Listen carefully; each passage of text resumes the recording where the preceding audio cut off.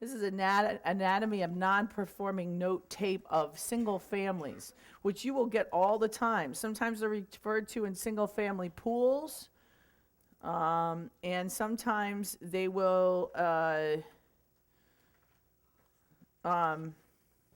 many times they're just called tapes, single family residential tapes. And they are great opportunities for you because you can do some really great things wholesaling these tapes. There are definitely people out there that will buy them. When I do see, when they're like really cheap, like 10%, 10 cents on the dollar, those are usually tapes of properties that are vacant and in bad areas and haven't been paid on in 3 years, which means you are definitely foreclosing.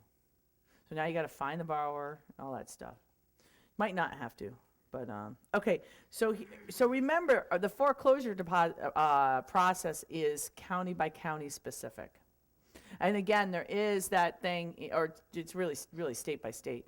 But again, in my form CD, there's a really good state by state what you need to do for each state and what's required in each state.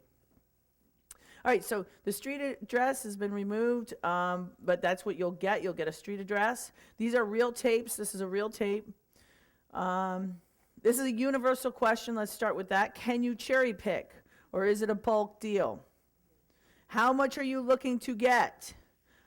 And is that a percentage of appraised value or a percentage of unpaid balance? Very typically, they will give you a percentage of unpaid balance, but you need to verify that because they will not. They'll just say, "Oh, it's going to be 30%." Well, UPB or appraised, and sometimes they call appraised value mark to market. Or they were going to mark to market, so that's 30% mark to market. So 30% of the market value, which is great. Then you can start explaining to them what the market value is, Well, your BPO, come on. Oh, by the way, BPO is a broker's price opinion. That means the realtor has gone out and given you a price opinion on the property. They're highly subjective, and they, you can really go in and argue them, that's for sure, because that's a realtor's idea. Who knows what kind of relationship that realtor has with the bank. Again, Google the address and owner. Sometimes you can find a listing or photo of the property. That's really good on the MLS or just realtor.com. So when you Google it, sometimes that'll come up. Get an idea of the location from Google Earth. Okay, so this is what I do. I will take these addresses and I will look at ePraisal.com for an appraisal. I'll look at Trulia.com for info and comps. This is on this page. I'll go to Zillow.com to get a Zestimate. I'll go to crimereports.com again and rentometer.com.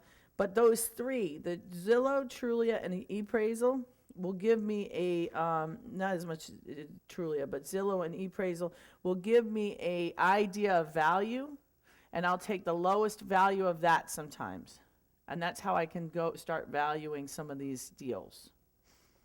And then I'm going to discount it from there. So even if they give me, appraisals and stuff like that, I'm still going to do that one thing. They're not totally accurate at all. But they do help. And they give you the low amount, the medium amount, the high amount. And that's kind of, I always go with the lowest on all throughout the thing. And then discount again from there.